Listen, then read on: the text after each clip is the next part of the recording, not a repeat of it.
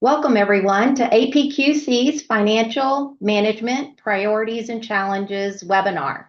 Thanks for being here with us today. Just a couple of things before we get started. I wanted to let you know that audio is available through your computer or through your dial-in, and we do have all lines muted at the moment. At any time during the presentation, please feel free to submit questions or comments. We've left quite a bit of time. This isn't going to be a full 45-minute webinar, so we've left some time to address any questions in the Q&A session that we've allocated at the end of the session. And finally, a link to this recording will be sent to all the registrants via email within just a few days.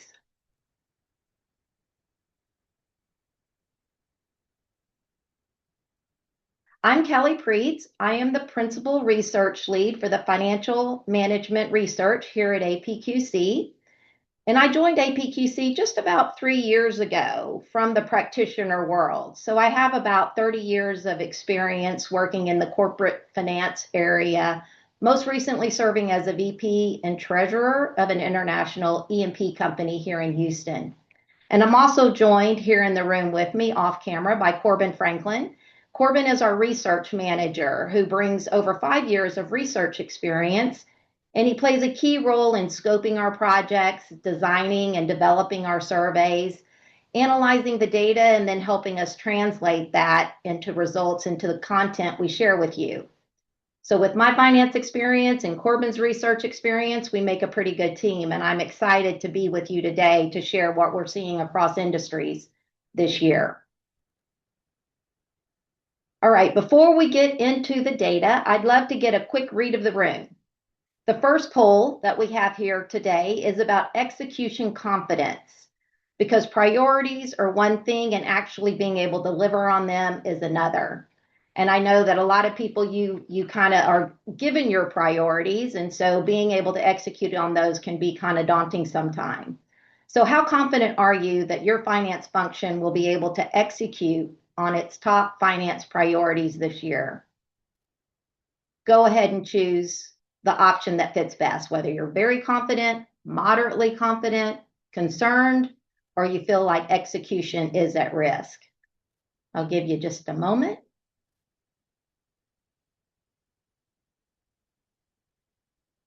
All right, well, the good thing, I guess, is that we're not seeing any execution at risk,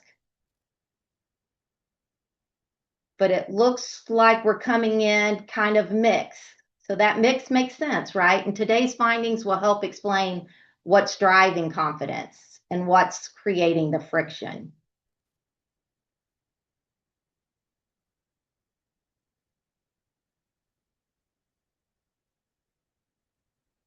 All right, well, moving up more. So now we're kind of even, very confident and moderately confident. So that's a good thing. All right, we'll move on.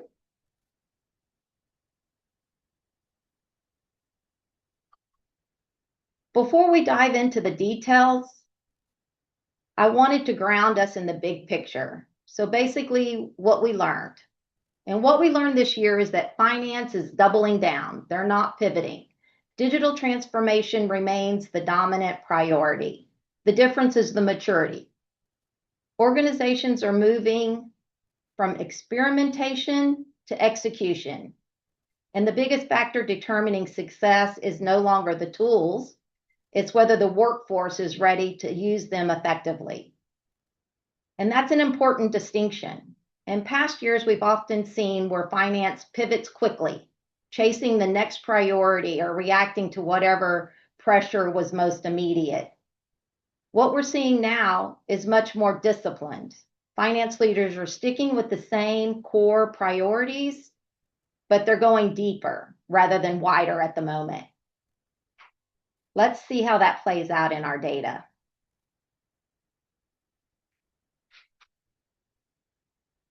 Here's the agenda we plan to cover today. We'll move quickly through the study background. Then we'll walk through each priority. area, along with some digital readiness and future capabilities data that we collected across the organization and not just for the finance function. So that'll show as kind of an indicative of what corporations are doing across the board. And then we'll wrap it up with some resources and questions.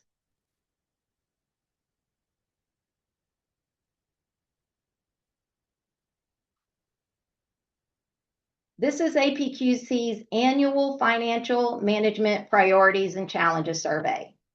This year, we heard from 308 finance professionals across industries and regions with a strong concentration of leaders and senior managers who have a broad visibility across the finance function and across the organization. The results provide a solid cross-industry snapshot of where finance is focusing in 2026.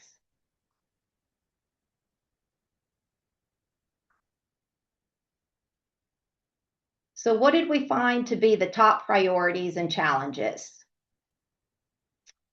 The survey is intentionally designed around 4 foundational finance priorities, and you're only seeing 3 here. There is a 4th, and that's risk management.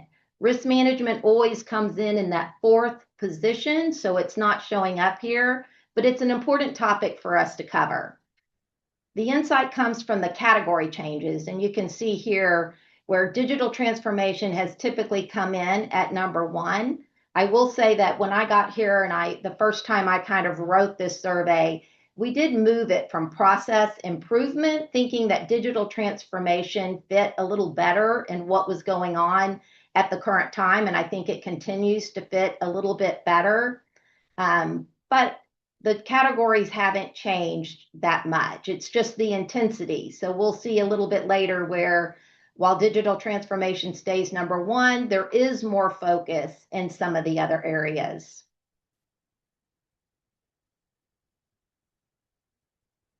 The story this year is stability.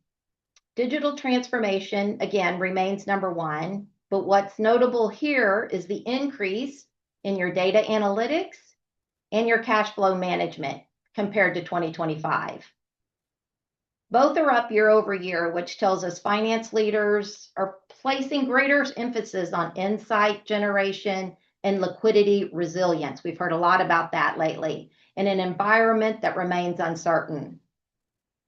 And then, of course, risk and compliance remain firmly on the agenda. So with that context, let's take a closer look at what respondents mean when they say digital transformation and where they're seeing the value versus the friction. This is a little bit of a busy slide, and I apologize for that. You will get this in your packet so you can dig into it a little bit more. But we're talking about implementing digital transformation in the tools that you're using. And I think it's important to note here, it's not just where your main priority are, or where your main investment is, but it's also, number 2, number 3.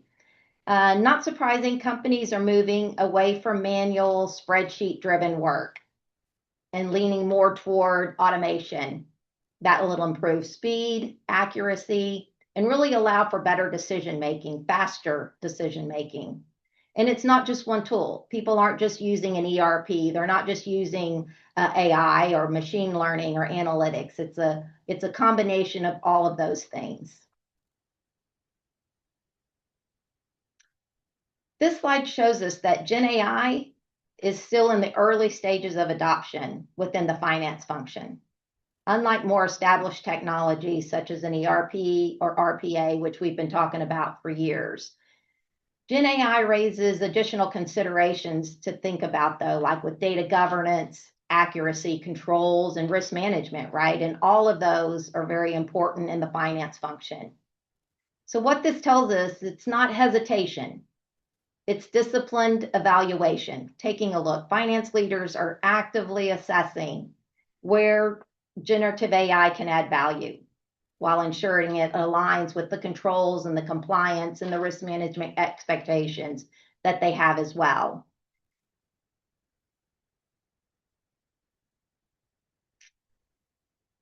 So this slide shows us the organizations are landing on the maturity curve for agentic AI and machine learning. Now, this is a question that we asked this year that we didn't ask in years prior.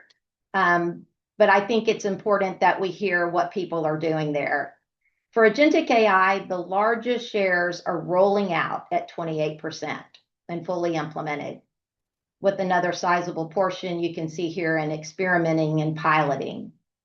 Then when we look at machine learning, we see the weight in piloting, rolling out, and fully implemented at 24%.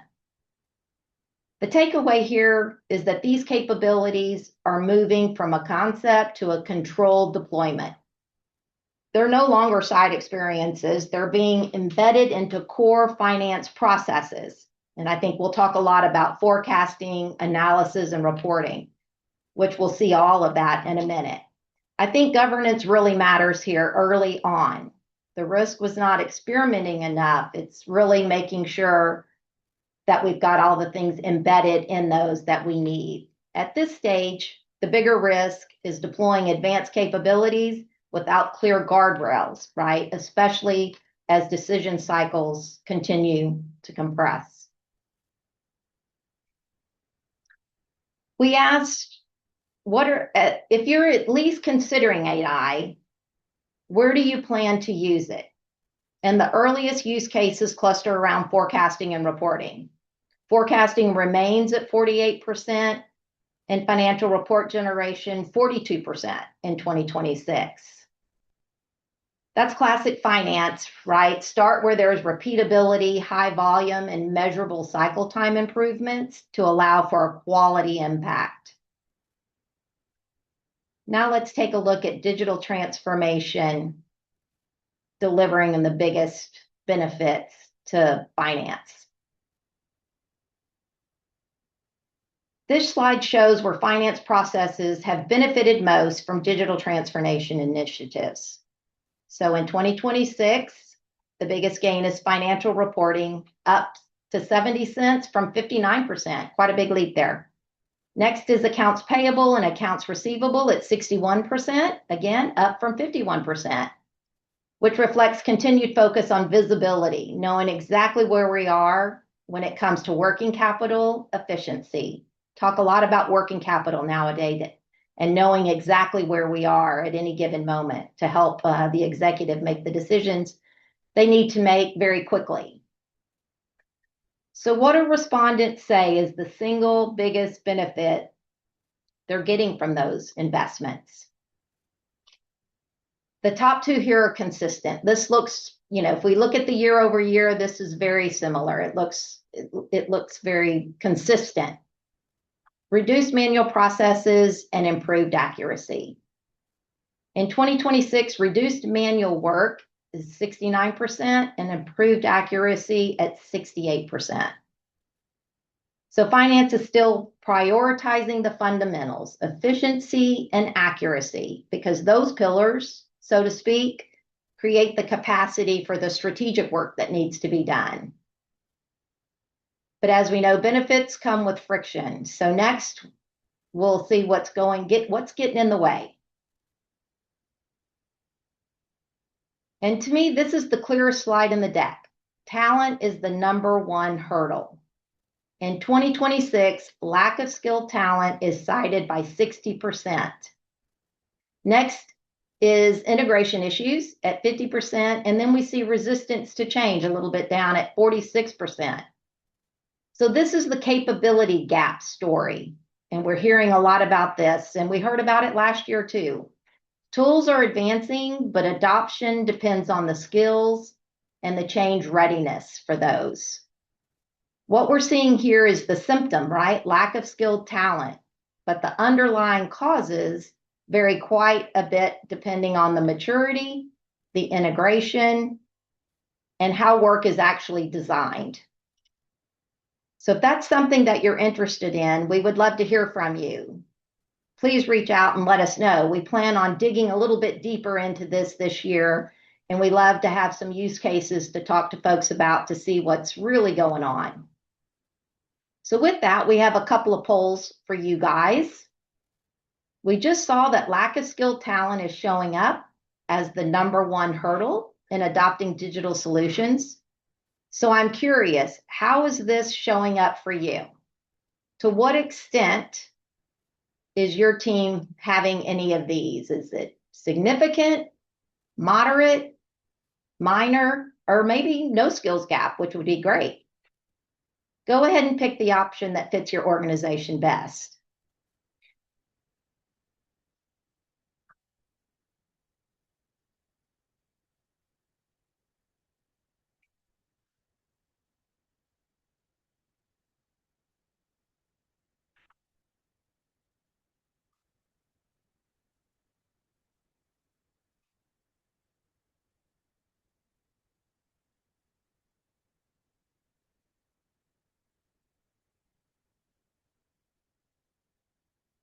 All right, here we go.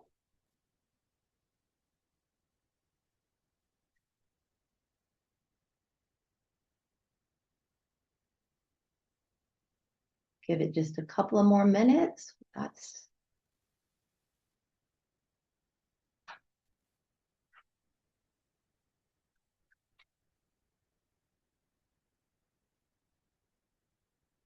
looks like so far we're at moderate skills gap.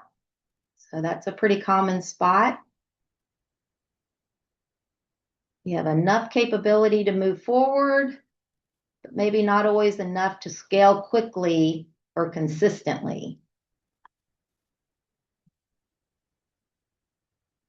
All right, well, thank you for that. We'll move on. We actually have one more for you as we kind of frame our research for this year. We just wanted to get an idea from you guys. So now, what is the primary cause of your finance talent challenges today?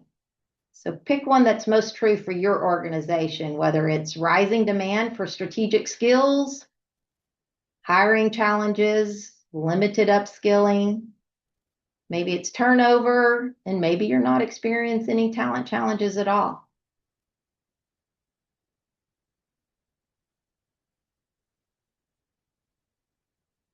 Oh, that's good. We do have some not experiencing increased demand for strategic and analytic skills. I do think with finance, so much is operational type of things that are able to be done by AI. So when you have those folks who are typically doing kind of the day-to-day inputting of manual entries and doing things like that, and taking advantage of AI so that those things are being done for you, being able to increase that ability to provide the strategic and analytical skills is something that we're hearing a lot about. And to me, it makes a lot of sense. And looks like that's where we're ended up here. So thank you for that. I appreciate it. So next, we're going to talk about finance data analytics. We're referring to the use of data-driven techniques, kind of statistical models, technology, to analyze financial data for better decision-making, quicker decision-making. It includes historical analysis, identifying causes, forecasting, and then actionable recommendation. So how are organizations using analytics today? So we can see here nearly all respondents leverage finance data analytics. Year over year, we have a bit of a shift here. If we look from 25 to 26, in 2026, we're seeing the top use is KPI visibility at 80%, followed by forecasting at 64%. So I think that shift to the first priority for KPI analytics is just becoming more of a baseline, and the emphasis is shifting toward KPI visibility. Next is how organizations are communicating these insights. So this shows the maturity spectrum. We're going from spreadsheets to dashboards to real-time dashboards. And in 2026, 24%, pretty consistent to last year, still rely on manually updated spreadsheets. But we see 34% 31% manually updated dashboards, which is good. And then the rest are moving more toward real-time updates. And you can see here that the center of gravity is moving, right? We're moving from the manual to the more automated, which is a good sign. I think that's exactly what we're hearing, right? We're staying focused on what we're doing and we're moving in the maturity. So what are teams trying to achieve with advanced visualization in 2026? These goals are very outcome driven, right? If we look down and see improved storytelling, predict patterns, with the top goal being real-time visual forecasts and reports at 86%. And next is real-time access for quicker decision making at 80%. By transforming complex financial data into intuitive visuals, businesses can quickly identify risk, compare investment options, and communicate key insights effectively across the organization. Let's move into priority that continues to stay front and center, which is cash flow management. We'll look at what respondents say is driving cash flow pressure and how frequently teams are monitoring their cash. So this slide, the cash flow challenges, it's pretty consistent, as you can see, from the first spot all the way down for the options that we asked them to choose from. And this was kind of something that we dug into a little bit deeper last year. This is very similar to what we heard last year. And it was different than what we had heard from the year before. So we did take a deeper dive last year and do a study on cash flow and liquidity management.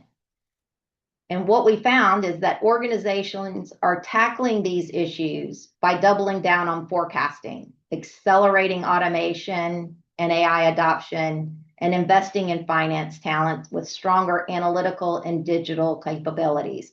So very much what we're seeing this year is what we heard last year.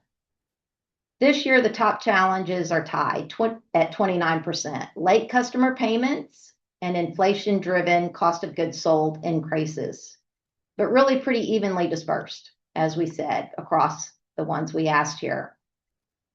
This combination, it tells us that cash flow pressure is both external, if you're looking at payments not being paid on time and inflation, but also internal, so the forecasting and the technology. Given these pressures, how frequently are teams reviewing cash flow statements? So you can see here nearly half, 47%, review cash flow statements monthly. And then another 47% either weekly or daily. This reflects a move toward more continuous monitoring, which I think is what we would all expect in a volatile environment that we're in. And this makes me think of a time in my job and what I was doing. It was like mid-2014, and if any of you are in the oil and gas business and have been, I'm sure you'll remember where oil was trading about $100 a barrel. And we knew we were profitable. As an organization, we knew we were profitable at $50 a barrel.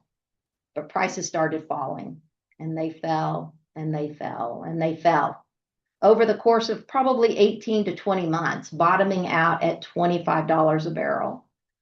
So we saw roughly a 75% decline. And at that time, I had the responsibility of the treasury and the cash flow and liquidity management, the hedging program, budget resets. And I can tell you, we were looking at that cash flow statement daily. Every day we were taking a look to see where we were and looking out months. So it's important to do that. The last priority area is risk management. With market volatility and regulatory complexities and cyber threats, and risk management remains a key focus. So what risks are most important to organizations in 2026? When respondents rank risk, again, this is another little bit of a busy slide, but I think it's important for us to take a look at it across. And again, you'll get this in your slide deck so you can take a look at it closer. because I think the ranking matters. The ranking pattern kind of matters. Market risk is most often ranked at number 1 with 34%. Operational risk, you can see it's down a bit further as far as the first risk, but it takes the number 2 slot for many respondents. I think the takeaway is while market risk leads, organizations are also prioritizing cyber risk, operational resilience highly. Those things are key, and they should be. I think risks don't stay in their lane, right? One risk, whether it's market, cyber, operational, they can now trigger each other and show up quickly in a financial impact way. And I can remember, a story again from years back. It didn't happen to us, but it was a gas transmission company, and it had an IT ransomware attack, which would be a cyber event. And that forced a shutdown of their gas transmission system. So it quickly became an operational issue for this company. And that ended up driving up gas prices. So it became a bit of a market issue. I'm not completely aware, but I'm sure with all of that, there was regulatory issues they had to face, and of course, reputational consequences. So all having a financial impact on the company, which I think leads very well into our next question. What's included in your risk management framework? The most common component is risk assessment and audit processes. Then you have stress testing and scenario analysis and dedicated risk management team, both at 41%. This reinforces that strong risk management is built on disciplined, ongoing identification, assessment, and monitoring, and not just a one-time control. And finally, what mitigation techniques are proving most effective? What I like about this slide is that it shows risk mitigation is becoming more layered. Finance teams are using a portfolio of approaches depending on the type of risk they're managing. The top technique here is cybersecurity and tech resilience investments, 56%, which stands out. That signals a shift toward embedded risk management into systems and processes, and not just managing exposure after the fact. Traditional tools like insurance and diversification, hedging, all remain important. They're now being complemented by operation and technical-based controls. They're not being replaced. Risk mitigation is increasingly a combination, I think, of resilience, partnership, and financial instruments.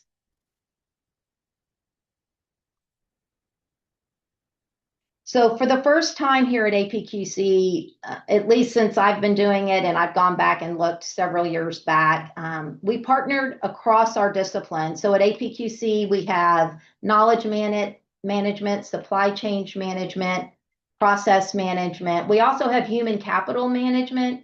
However, human capital management didn't participate in the annual priorities and challenges this year. So we decided to go out and we asked a shared set of questions in our priorities and challenges survey. So everybody covered these next 3 questions. And the goal was to step back from our individual disciplines and gain a broader view of digital readiness and future capabilities across the organization. And I'd like to walk you through those 3 questions and share some of the cross-functional insights that emerged. But before we do that, we have one last poll for you guys. To what extent are you using AI in your daily work? Extensive, moderate, planning to use, or no current plans? And I will say, while you guys are answering that, there was probably 3 years ago, we asked the question about AI, when do you plan? And what we heard was 5+ years out. And then the next year, what we heard were people were engaged. People were starting to try to figure it out. So that's not unlike what you're doing, I'm sure. It came on very quickly and it's here, and people are taking advantage of it. So what we're seeing here right now is moderate use. Okay, that's good. I think that's exactly what I would expect to see. It is a newer thing, and there's with finance, I think there's all the reasons to be a little concerned. Just make sure we get the numbers right. So not unlike what I would expect to see there. Thank you.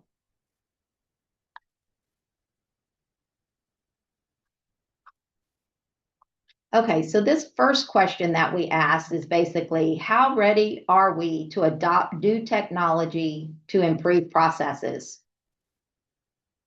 And I think the good news is only about 6% describe themselves as unprepared. 94% say they're somewhere from moderately to very prepared. The biggest chunk is moderately prepared, which is what we just heard, and at 36%. That usually means the tools exist, but adoption isn't consistent across the organization. Remember, this isn't just finance. This was across the organization. So most teams aren't struggling to adopt the technology anymore. The opportunity now is making sure that it's being used consistently, not just in pockets or pilot teams. Readiness is one thing, but then integration is kind of the next. So we asked, are digital tools and AI actually integrated across functions, or are you still working in silos? And the biggest group is mostly integrated, about 41%. So connections are there, but people still hit friction points. About 26% say they're fully integrated, which is where you get a smoother handoff, right? Fewer manual workarounds and more real-time workflows. And then you've got a meaningful portion that's partially or minimally integrated. And that's where teams feel the pain, right? Manual data transfers, rework, or just inconsistent reporting. And integration is really where the value shows up. Disconnected systems are usually what create delays and reconciliation work and version of the truth problems. And when you look at adoption and integration together, it leads to the next question. Do we have the skills to keep up? And this one really ties back to what we saw earlier with lack of skilled talent as the number one barrier. When we ask what skills organizations most need to develop, AI and automation fluency comes out on top at 48%. Next is data analysis and decision making at 39%, followed by digital literacy and technology fluency at 35%. And I like that creative thinking and innovation is on the list too, because it signals that the expectation isn't just to use the tools, but to rethink how work gets done better. This is basically the roadmap for capability building, right? Finance needs to be comfortable with automation, strong in analytics, fluent in digital tools, and still be able to think creatively about process and value. We're not going to do a poll here, but you can put in the comments which of these skills areas is hardest for you to hire or build internally. With that, I'll point you to a few of our APQC resources that we have available, and we've included the links to these that will be given to you in your packet of information.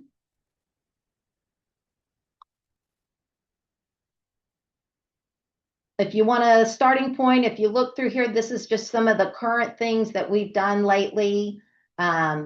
The Now in the Resource Library, that first one there, that's something that we update every 6 months. So it's good to take a look at it. It'll include, new things that we've done during that time. If you look down in the collections, you'll see the 2026 Financial Management Priorities and Challenges, which this will be a part of that. but you'll also see the survey report and other content. We've got some articles and infographics and things like that in there. And then, of course, we have the cash flow and liquidity practices that we've linked in the collections and we talked about earlier. And then, of course, AI. We've talked a lot about AI. We're talking a lot about AI. We have how finance is using AI, trends, challenges, and opportunities. So with that, we do have some extra time if we have any questions.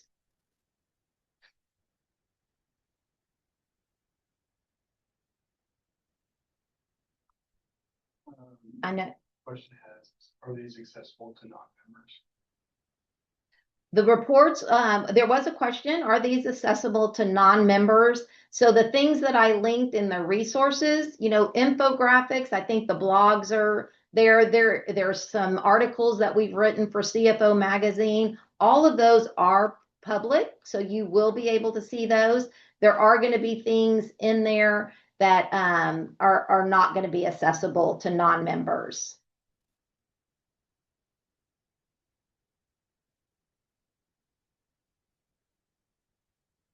And if you have any questions or if something comes to you later, again, we're always looking to be able to talk to people. I think finance professionals are very busy and it's a little bit of a difficult challenge for us, but we love having conversations. We love to hear what you're working on. We love to hear what your challenges are.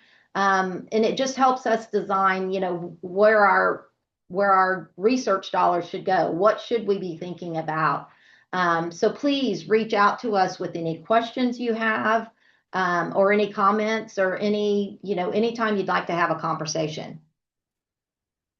Besides talent, what other bottlenecks are expected when implementing generative AI? So the question was, I'm sorry, I'm not seeing the questions here. Poor Corbin's having to relay them, but what bottlenecks are we seeing other than talent when implementing Gen AI? Off the top of my, not to quote any research that we have on that, but one thing that we're hearing, it's just the acceptance level. It's being comfortable to be able to ensure that the information that we're getting and that we're applying is correct, so that we can make the right decisions, right? So that if you're making a decision on where to invest funds or when to invest or when to make payments on any type of working capital, that you're using good data. And I think there's a little bit of a caution there. I don't know that it's a bottleneck, but I would say definitely a caution. Could you share some additional information on specifics, what finance organizations are utilizing for Gen AI and agentic? So technology specifically? Yeah. Specifics on what finance orgs are utilizing for Gen AI. Yeah, so at APQC we don't really dig into the specific the resources. So in other words, we're not hearing specifically what software or what they're using for AI or Gen AI, what type of system is being used. We try to stay kind of agnostic as far as technology goes. So unfortunately, I don't have that information. But if you'd like to shoot me an email, or I can refer back to this, I can ask a couple of more questions and see if I can get back to you on that. So I appreciate that question, and I'll dig a little bit deeper and make sure I understand your question correctly and get back with you. All right. Well, if we don't have any other questions, and again, please feel free to reach out for us. As a reminder, you will receive a copy of the slides and the recording of this year's webinar in just a couple of days. We appreciate you so much for joining us, and we love to hear the questions, and I'm happy to do a little background checking. So if you've got any other questions, I'll spend some time on those and get that back to you. So please reach out to us. And here's our contact information. You've got myself and you've got Corbin, and either one of us would be happy to help you. Here's some future events going on. If you go to our website, you can see we have webinars, roundtables. We've got the conference coming up in just a couple of months. And if you'd love to hear more or learn more about that, please let us know. And that'll do it for us. Thank you so much. I appreciate you being here. And I hope there was some good information for you. And I look forward to chatting with you again. Thank you.